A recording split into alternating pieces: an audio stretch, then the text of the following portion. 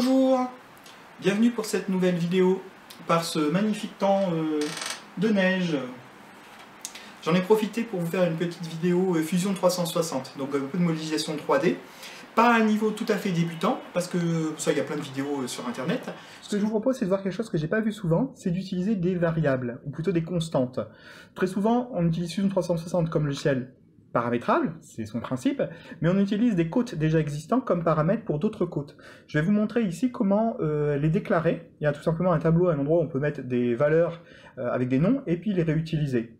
Pour ça, je vais prendre un exemple concret. Un musée m'a demandé de lui refaire son tiroir caisse. Alors pas le tiroir caisse complet, mais la partie où on vient mettre les pièces, parce que on mettait les pièces en vrac, alors c'est pareil, en 1 centime, 2 centimes, mais c'était pas des rouleaux. Et en fait, eux, ils voulaient avoir des espèces de rouleaux, avec les pièces regroupées, bien sûr, par compartiment de 1 centime, 2 centimes, ainsi de suite, mais aussi par groupe de 10 pièces, de façon qu'on puisse les attraper et voir au premier coup d'œil combien il y a de pièces de chaque type. Donc j'ai modélisé ça avec Fusion 360. Donc je vais vous proposer dans un premier temps de voir comment modéliser ça avec un support approximatif, ça va dépendre des tiroirs, et puis utiliser ces paramètres pour venir découper à l'intérieur chaque partie pour chaque type de pièce. Hein. Et également, on verra une petite astuce qui s'appelle coque, qui est aussi assez courante, mais j'en ai profité, qui permet en fait de faire ici non pas une coque, mais de faire vraiment un allègement de matière, de façon à simplifier l'impression, parce qu'on ne va pas avoir de support, et puis on va utiliser moins de matière. Hein. Le fait de ne pas utiliser de support, c'est parce qu'on va retourner la pièce, et on va utiliser les surplombs en arrondi, qui dépendent de la qualité de votre imprimante, tout simplement. Ok, voyons ça tout de suite sur Fusion 360. Tout d'abord, on va créer la boîte avec un profil qu'on va extruder, puis on va venir vers le modèle de nos trous, on va faire nos trous. Ensuite, on fera les finitions. On ne va pas faire le modèle complet, on va juste faire une version d'ébauche et je vous montrerai la version finale après. Alors, le but de la vidéo ici, c'est de vous montrer en utilisation de paramètres. Donc, on va commencer par fixer certains paramètres. Tout d'abord, comme petite démonstration, je peux vous montrer ce qui se passe quand on utilise les paramètres générés par Fusion 360. Je vous fais un petit exemple. Je crée ici un élément, une esquisse, pardon. Je viens créer voilà, un carré, peu importe un rectangle, peu importe ses tailles. OK. Et je veux créer ici une sphère. Et ce que je veux, c'est que le diamètre ici, il ait la même taille que ça. Que cette valeur ici. Ben, quand je place ici une dimension, alors ici une dimension, hein, donc ça c'était la dimension qui était fournie, c'était une dimension qui valait, alors je sais ça, vous voyez, D56 avec une valeur. Et bien ici, si je veux donner la dimension de ça, je peux mettre D, comme j'ai dit déjà 56, hein, je crois, D56. Voilà, et elle a la taille. Et maintenant, quand je modifie cette valeur-là, je vais mettre 30 par exemple, les deux fonctionnent. Donc ça, ce sont des variables qui sont générées automatiquement par le système. Enfin, des variables, c'est plutôt des constantes. Hein. Elles sont variables dans la conception, mais au final, elles sont constantes. En fait, on peut les voir ici dans Modifier, modifier les paramètres, et on voit ici dans les alors non enregistrés, esquisse 9, vous voyez, on a des éléments. Le D56 que j'ai mis qui fait 30, et le D57 qui vaut D56. Donc c'est une copie, donc la valeur finale, c'est 30 cm. Ok, alors on va supprimer tout ça. Oui, je veux supprimer tout ça. Je vérifie que j'ai plus les paramètres. Non, c'est bon, j'ai plus de paramètres. Je vais alors terminer l'esquisse et la supprimer.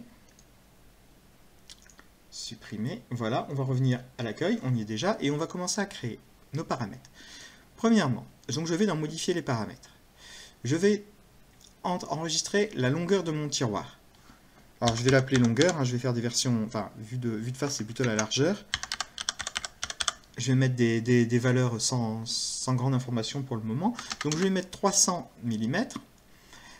Et puis en commentaire, je peux indiquer que c'est la largeur de mon tiroir. Ok.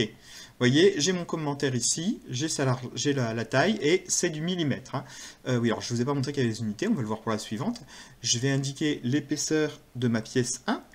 Donc, pièce de 1 centime, on va mettre le diamètre. Voilà, j'utilise un raccourci de codage pour me rappeler des noms. Je choisis l'unité, donc comme je disais millimètres, mais on voit qu'on peut utiliser des centimètres, mais on peut aussi utiliser d'autres choses. Il y a des angles et plein d'autres types de données qui peuvent servir. Donc ici, je reste en millimètres. Je vais lui donner sa taille. Alors, j'ai un site qui me dit la pièce de 1 cm, son diamètre, c'est 16,25, pardon. 16,25. Et puis là, dans les commentaires, j'indique diamètre d'une pièce de 1 centime. Bon, je ne vais pas tous les rentrer, hein. Ça c'est pour qu'on puisse bien voir. Hop, et là, ça devient propre, j'ai les éléments. Alors, je vais en ajouter quelques-uns d'autres. Sur mes pièces, je vais ajouter l'épaisseur d'une pièce de 1 centime, P1C EP, qui vaut, toujours sur mon site, 1,67. D'ailleurs, c'est pareil pour les 2 centimes et 5 centimes. 1,67. Donc, ce que je peux faire, c'est considérer comme c'est la même. Je pourrais ici dire que c'est la valeur pour les pièces de bronze. Je vais le laisser quand même comme ça en valeurs séparées. Je vais ajouter le 2 centimes diamètre, qui vaut donc 2 centimes diamètre 18,75. 18,75. OK. Et l'épaisseur qui est donc la même. On est à 1,67. Ok, je vais m'arrêter là, je ne vais pas faire toutes les pièces.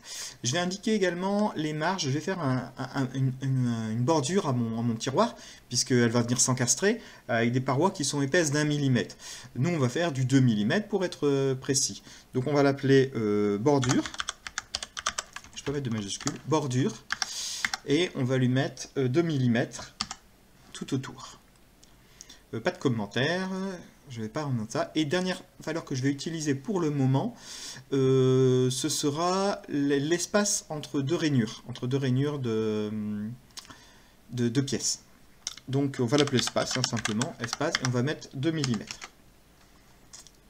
Ok. On y va pour la création maintenant. Hein, bien sûr, on peut revenir à n'importe quel moment pour changer les valeurs ou pour en ajouter. Donc on va créer une esquisse sur le côté, parce que je vais faire un profil que je vais extruder ensuite. Hein, le but c'est de faire un... Regardez, ah bah, c'est pas l'exemple qu'il me donne. Il me donne plus là. Bon, c'est pas grave. Je vais faire ici une première ligne de... alors j'ai pas mis de paramètres, il faudrait le mettre hein, normalement. Là on va mettre 90. Je vais descendre également à 50. J'ai déplacé ceci, c'est pas beau. Hop, ici on va aller à 60. Et on va venir une version courbe. Hein, parce que le tiroir, généralement, c'est ce qu'il a à l'intérieur de façon à mieux tenir dans le tiroir, de façon à prendre les pièces. Et ça, on va... Alors, je vais faire OK. Je vais venir jouer avec les petites poignées pour en faire une version qui me convient plus. Hop, bien sûr, ça dépend du tiroir d'origine, hein, où j'avais fait des mesures pour essayer de trouver. Alors, j'ai rien pour mesurer directement des courbes, donc je vais me faire plus écraser. Voilà, c'est ça. J'avais donc utilisé, simplement, j'avais fait des essais. Hein. J'avais fait des essais en améliorant au fur et à mesure la courbure. Voilà. Allez, c'est bon, on va dire. Hein. Ok. Alors, je vais l'extruder. De quelle dimension? Et c'est là qu'on va commencer à utiliser des variables. Donc je vous rappelle qu'on avait une variable qui s'appelait longueur. Donc je peux l'utiliser... largeur, j'ai dit, largeur. Il me le propose, regardez, j'ai commencé à taper et il me le propose. Je peux faire largeur. Vous voyez, tout de suite, il me met un grand trait. Sauf que moi, j'ai mis des marges. J'ai mis des marges de bordure. Mais attention, ça va être de chaque côté. Donc multiplié par 2. Voilà. Donc moins, alors c'est moins bordure multiplié par 2, c'est ça. Ok. Voilà, donc ça c'est ma forme de base, et je vais venir créer l'espèce de matrice qui va me servir à faire mes trous. Je vais la faire sur la face arrière. Donc face arrière, ici, on va créer une esquisse sur la face arrière. Je vais faire une projection, parce que je vais avoir besoin d'un point de référence, c'est cette barre ici. Le haut, c'est de là que je vais partir, tout. Donc je la projette, ok, et pour le moment je vais cacher le corps. Comme ça, on est propre, on ne voit rien de particulier. Juste ce qu'on a besoin, l'origine et la barre. Je vais commencer par créer... alors la forme, ça va être un espèce de U renversé, avec le bas du U qui est arrondi, qui est la base de la pièce, et la partie rectiligne qui correspond au tunnel pour arriver jusqu'à la pièce, qu'on va faire de la hauteur de la pièce. Hein. Donc je vais commencer par créer un carré. Ce carré, je ne vais pas le créer sur ma ligne pour le moment, je le crée un petit peu n'importe où, comme ça. et je vais venir donner les tailles tout de suite. Donc en hauteur, je vais utiliser le diamètre de ma pièce de 1 centime, qui me le propose encore une fois, mais divisé par 2. Parce que, comme je dis, il y a une partie du U qui est arrondie et une partie qui est droite. Et la hauteur totale fait la hauteur de la pièce. Donc ce sera à chaque fois la moitié du diamètre. Et sur l'autre, par contre, c'est bien la pièce de 1 centime, c'est bien le diamètre. Voilà, c'est créé.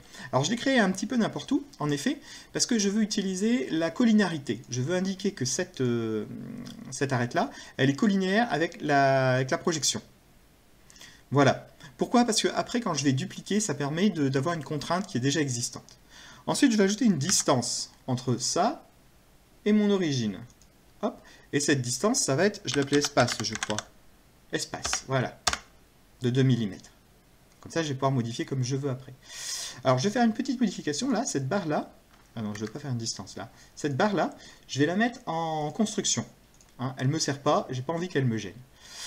Ensuite, je vais créer un diamètre, un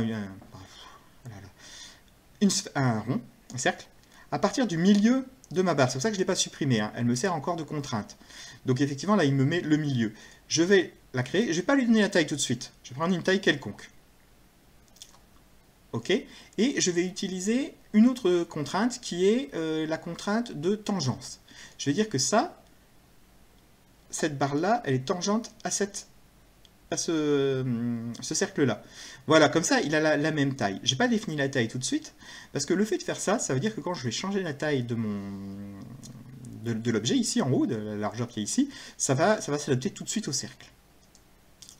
Ok, alors ce qui serait bien, pour que ce soit propre, c'est de pouvoir supprimer, en fait, tout ce qu'il y a à l'intérieur. Ça, je ne le supprime pas, je l'ai mis en travail, donc c'est pas gênant. Je l'ai mis en travail pour garder la contrainte. Hein.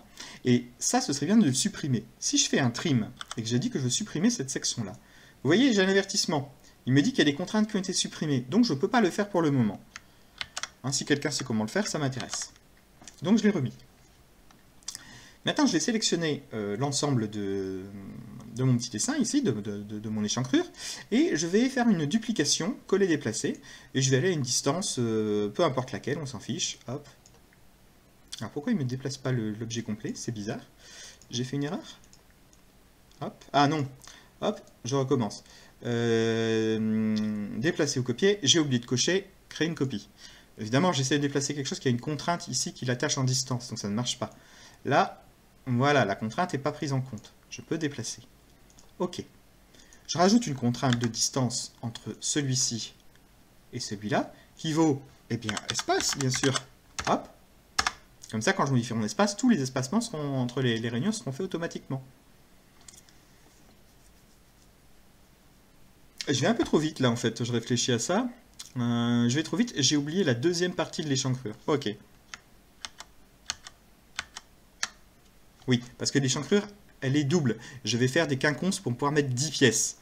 Donc ici, je vais venir mettre une distance. Effectivement, mais entre ça, et non pas ici, mais cette partie-là. Voilà. Alors je vais peut-être la mettre en dessous pour qu'on voit. Au-dessus, au contraire, on est au-dessus. Hop, et elle va valoir la dimension de ma pièce de 1 centime diamètre, mais je vais y mettre une contrainte. Je vais y mettre une contrainte, par exemple, je vais dire que ça vaut 1/3, hein, divisé par 3. Je pourrais faire ça. Comme ça, alors si je valide, entrée, je vais me retrouver ici avec ça. Et effectivement, ça va me permettre de pouvoir faire ma double échancrure en quelque sorte. Sauf que ça m'embête ici d'avoir ce 3 en paramètre. D'ailleurs, 3, c'est pas assez. Je vais mettre un 4 pour voir. 4, c'est plus joli. Ça me plaît pas. Je vais utiliser ici un paramètre. Donc, modifier les paramètres. Je vais ajouter un paramètre. Je vais l'appeler décalage. Et je vais changer l'unité. Je veux dire que c'est... Alors, normalement, j'ai un truc sans unité. Il faudrait que je le trouve. Aucune unité, c'est le premier. Et je vais mettre 4. OK. J'édite ma distance, et au lieu de diviser par ça, je le divise par le décalage. Entrée. On ne peut pas mettre n'importe quoi. Hein.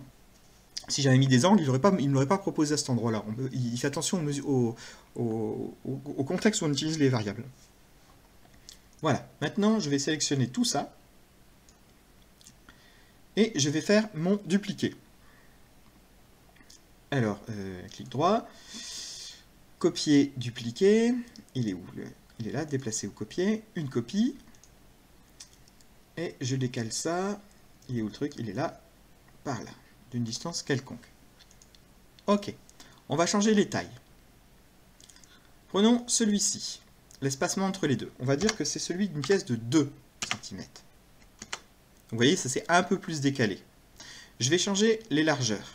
Donc ici, c'est une pièce de 2 cm. Il va plus bas, bien sûr. L'autre, alors l'autre, elle est où? C'est cette dimension-là. Est-ce que c'est par hasard celle qui m'a mis ici? Oui, c'est celle qui m'a mis ici. Hop. 2 cm diamètre. Et il me reste à modifier ceci. Donc on va modifier la première. Hop. Pièce de 2 cm diamètre. Un peu plus bas. Pièce de 2 cm diamètre. Voilà, il m'a tout agrandi, tout est correctement mis. Maintenant, je vais venir placer... alors on va ranger ça parce qu'on ne voit rien. Hein. Ça, on va le mettre ici. Et ça, on va le mettre ici. Hein, pendant qu'on y est, ça, on va le mettre là. Que ce soit plus propre. On va venir faire la même chose ici. Donc là, j'avais dit que celui-ci devait être un peu plus haut. En fait, c'est celui-là que j'avais mis plus bas. Hop, alors peu importe, hein, on n'est pas... on s'en fiche un petit peu, le but c'est de s'y retrouver, hein, c'est pas de faire quelque chose de super propre. Hop, ça, on va le mettre ici, et ça, on va venir le mettre ici. Voilà. Donc j'ajoute une distance entre ceci et ceci. La distance, cette fois, c'est bien espace. Voilà, et ainsi de suite, je fais toutes mes pièces. Pour le moment, ça ne m'intéresse pas d'aller plus loin. Je vais terminer l'esquisse pour l'instant. Je vais réactiver le solide. Voilà, l'esquisse reste visible. Et on va voir, je vais pouvoir découper à l'intérieur de la masse. Je vais créer des choses pour m'aider. Je vais créer des plans, en fait, de distance. Donc, je vais commencer par créer un... Alors, où est-ce que ça se situe? Je crois que c'est dans les construire. Aussi, on va faire un plan de décalage. C'est un plan de décalage par rapport à ça, sur une distance... alors sélectionner, pardon, je ne l'ai pas sélectionné, je l'ai désélectionné au contraire. Une distance, et ici je vais vouloir faire un bord en fait qui va me permettre de ne pas commencer tout de suite sur l'élément. Alors pareil, il faudrait créer une variable, là ici je vais mettre 1 mm, hein, mais il faudrait créer une variable, ce serait quand même plus propre. Hein. Ok, donc ça va me servir de plan pour démarrer. Ensuite je vais en avoir besoin d'un deuxième de plan de décalage, pour ici me couper par rapport à ça pour pas aller trop loin. Le mieux, c'est de créer, construire un plan de décalage de nouveau. Hop. Donc là, je vais le faire à la main, hein, parce que ça va être au jugé en fonction de la hauteur où je veux faire mes pièces. Hein. Donc là, je vais faire, je vais dire que je veux aller à peu près... je le déplacerai en fait en fonction des pièces que je vais mettre, pour savoir si je vais aller plus ou moins loin. De toute façon, avoir des choses qui soient régulières. Donc ici, on va dire qu'on va aller là pour le moment. Ok. J'ai deux plans de décalage. Je vous dézoome. J'ai deux plans de décalage et je vais pouvoir faire mes opérations entre les deux. En fait, je vais partir de celui-là et je vais aller vers celui-là, même si j'ai fait mes dessins ici. Pourquoi? Parce que mon coworkers, il va être comme ça. Donc je veux que ici j'ai les groupes de 10 pièces, puis décaler un groupe de 10 pièces, puis décaler un groupe de 10 pièces, et que c'est le dernier qui ne doit pas contenir 10 pièces. Si je le faisais dans l'autre sens, j'aurais ici en premier un groupe de pièces qui n'est pas complet, ce qui ne m'intéresse pas. Hein, c'est pas pratique pour pouvoir compter. Donc je me repositionne. Je vais venir sélectionner. Alors, je ne vois rien du tout ici. Il faudrait que je puisse sélectionner. Alors, construction. Pour le moment, je ne veux pas voir le plan 1. Voilà, on ne le voit pas. C'est mieux. Alors, la sélection va être un peu compliquée à cause du fait que je n'ai pas pu faire de trim. Donc, je vais avoir besoin de... oui, effectivement, ça va être un peu compliqué à sélectionner tout ça. Je veux ça, ça, ça, ça, ça. Hein, qu'est-ce que je veux d'autre? Ça, ça. Cette partie. Ah, je crois que je ne l'ai pas bien eu. Celle-là. Voilà. Ben, j'ai tout là. Très bien. Et je vais donc faire une extrusion. Alors, c'est là que ça commence à devenir sympathique. Je ne vais pas démarrer au plan de continuité. Je vais démarrer à partir d'un objet. Lequel? Celui-là, le deuxième plan, qui est là-bas au bout. Je vais faire un décalage Alors, donc j'ai pas de décalage, là je suis sur le bord, hein, donc je ne bouge pas.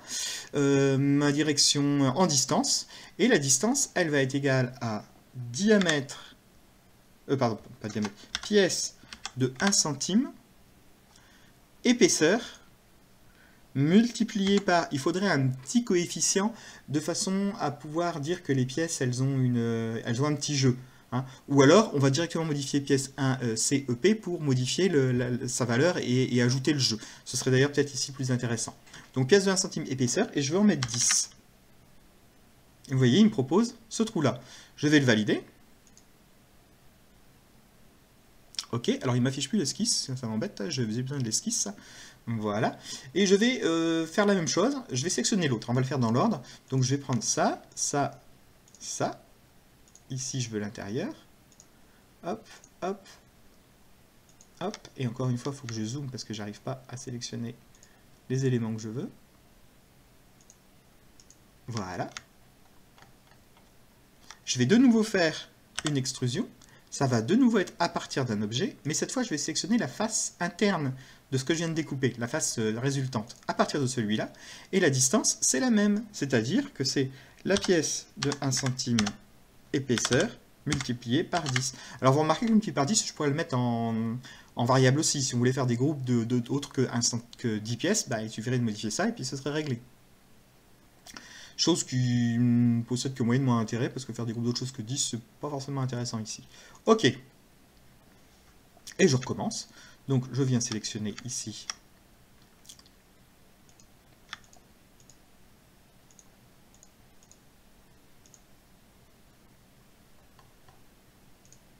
cette partie-là. Je fais une extrusion à partir d'un objet, celui-ci, sur une distance de pièce de 1 centime épaisseur multiplié par 10. Ok. Alors avant de faire le dernier, je vais venir ici dans mes paramètres modifier les paramètres. On avait la largeur de la pièce de 1 centime qui était de 1,67. Et moi, si je décide que je vais avoir une petite marge, on va dire de... on va faire un arrondi. Hein, alors si je mets... combien on va mettre... alors souvent on dit 0,3. 0,3 ça fait quasiment 2. On va le mettre à 2. Comme ça, ce sera plus tranquille. 2 mm. Hein, on va faire pareil pour celle-là. Alors je ne mets pas de marge dans l'autre sens, hein, j'ai déjà fait le test, ça marche très bien. Il faut peut-être user un petit peu au début, mais ça tient bien. Et ça ne pose pas trop de problèmes pour insérer. Alors ça m'a ajusté, bon c'est pas trop visible, hein, mais ça m'a ajusté la taille automatiquement. Alors le suivant, alors c'est un qui est à l'extérieur. Donc ça,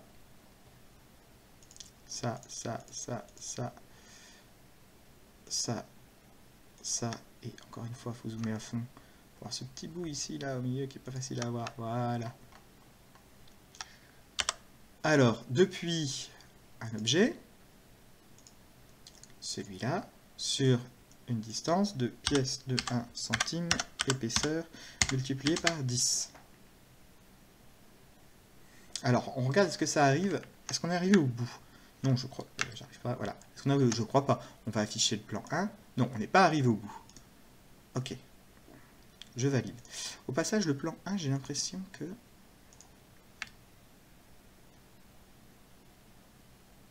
Ah, il n'est pas au bon endroit. Je me suis trompé quand j'ai fait le plan 1. Est-ce que je peux l'éditer ou est-ce qu'il faut le refaire? Alors, plan de décalage, modifier la fonction, je pense. Voilà, 1 cm, c'était moins 1. J'avais pas fait attention au sens. Ok. Voilà. C'est pour ça que j'arrivais pas à sélectionner tout à l'heure. Alors je vais le recacher quand même pour le moment. Je vais sélectionner les éléments. Alors cette fois c'est ceux du premier côté. Donc hop, on va zoomer comme d'habitude. Hop, hop, hop, hop, hop, hop, hop. Ah, j'ai raté. Hop. Zoomer. Voilà. Extraire à partir de l'objet. Celui-ci. Et en distance... Eh bien non, pas en distance cette fois, on va aller à un objet. Et pour ça, on va rajouter le plan 1 et on va le sélectionner. Ok. Voilà, je le recache pour qu'on voit bien. Hop. Voilà, vous voyez. Hop. on s'arrête ici à 1 mm. Et ce qui est intéressant, c'est que si on prend le plan 2, et qu'on vient changer la distance, par exemple je vais le mettre là, ok, ici ça m'a allongé ça automatiquement et je regagne les éléments que j'aurais perdus. Alors ça va me permettre, regardez ici, alors je retire le plan 2, qu'on voit bien, hop, le plan 2, je sors, parce que je suis trop proche du bord. Hein. C'est pour ça que je disais qu'on allait l'ajuster. Hein. Je reprends le plan 2, je l'édite, modifier la fonction, hop, et je vais venir reculer pour avoir quelque chose qui m'intéresse un peu plus. Voilà, par exemple ceci, ça me semble pas mal. Ok. Voilà. Maintenant, je vais m'occuper de la deuxième partie. Donc, je viens sélectionner. Alors, on va pas tout faire. Hein. Ça, cette partie-là, cette partie-là, cette partie-là, cette partie-là. Non, ratez, cette partie-là. Je vais me mettre sur le côté parce qu'on ne voit pas bien. Voilà. Une extrusion à partir d'un objet. Et là, je sélectionne le plan 2 sur une distance de, pièce 2 centimes cette fois, épaisseur, multiplié par 10. Ok. Et j'ai fait mon premier trou. Je prends le second. Hop, hop, hop. Un petit bout ici que j'arrive pas à sélectionner. Je sélectionnerai après. Hop, hop. Zoomer. Ici, ici et ici. Hop. Extraire à partir de l'objet celui-ci sur une distance de pièce de 2 centimes épaisseur fois 10. Ok. Alors, je ne vais pas tous les faire. Hein. Là, vous voyez le principe. Je vais cacher mon plan et je vais cacher mon esquisse. Voilà. Comme ça, on se retrouve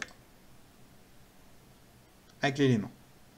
Alors ici, 1 centime, vous allez me dire, ça fait très proche du bord. Oui, mais on va rajouter un bord. Hein. Ça, c'est le bord qui va servir sur toute la hauteur.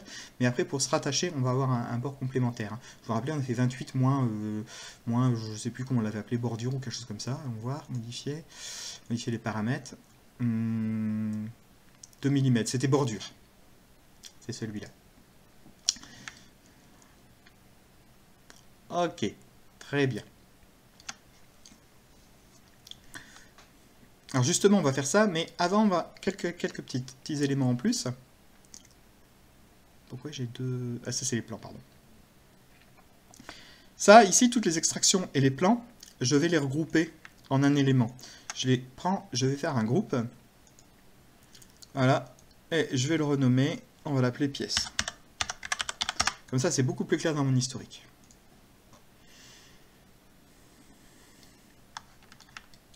On va créer notre bord maintenant. Alors, pour créer le bord, ça c'est simple, je vais venir dessiner ça sur cette face qui est ici. Donc, on va créer une esquisse sur ce bord-là, ce plan-là. Je ne veux pas voir le corps, enfin attendez, hop, corps, je vais faire une projection et je vais projeter ceci, ceci, ceci, et ceci. Mince. Et ceci. Je pense que c'est bon. On va voir. Je retire le corps. Voilà. J'ai bien les faces qui m'intéressent. C'est grand. Pas facile à tenir à l'écran. Alors, je vais sélectionner tout ça. D'ailleurs, je peux faire ça. Ah oui, mais là, il me sélectionne avec l'intérieur. Ça ne m'intéresse pas. Hop. Hop. Ah, zut.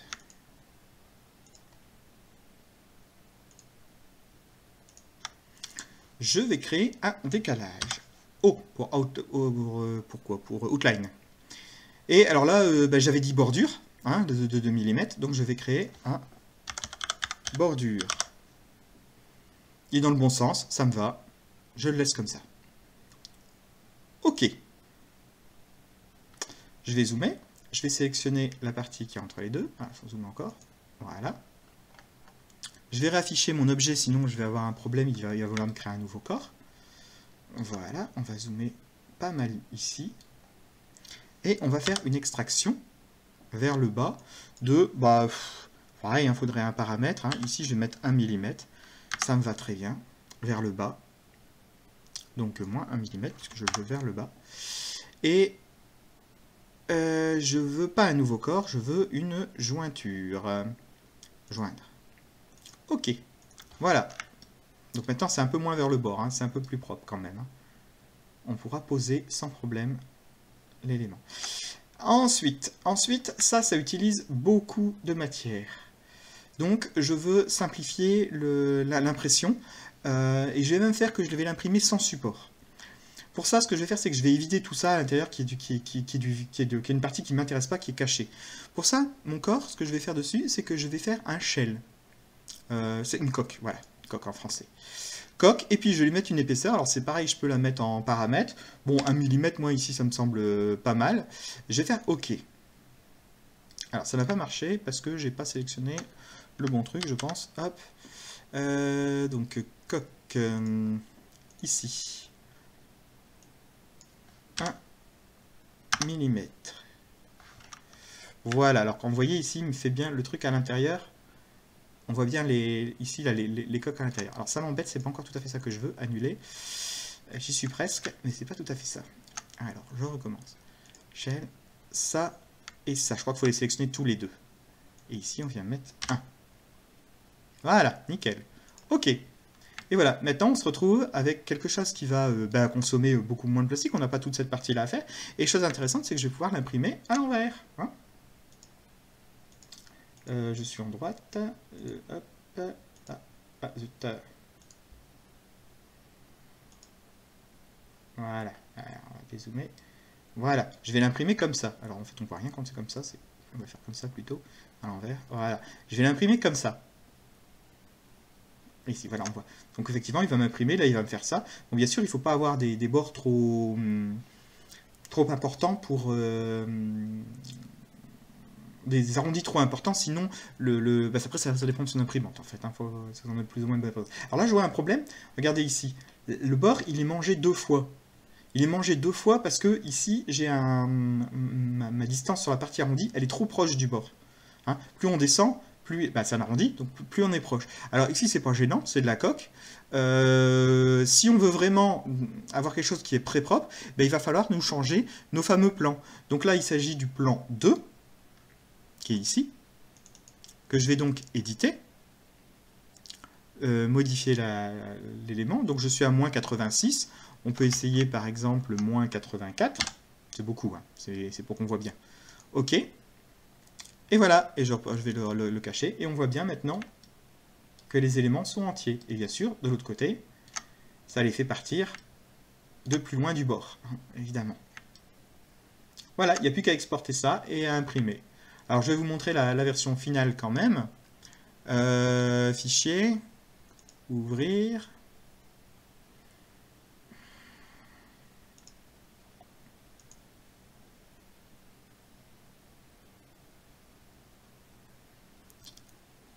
Voilà, voici la version finale. Alors, je vais retirer l'esquisse.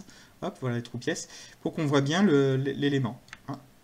Voilà. Alors ici, j'ai rajouté en plus le logo de la structure. Et sinon, j'ai toutes mes pièces qui sont disponibles. Petite chose, vous voyez que j'ai pas mal de groupes, hein, parce que j'ai créé des groupes. Ici, c'est les extrusions, d'ailleurs, j'ai oublié de les renommer. Ah si, j'ai mis 1 centime, 2 centimes, 3 centimes. Vous voyez, j'ai mis des noms. Ici, celui-là, il est ouvert, hein, simplement, mais je les ai fait par groupe de pièces.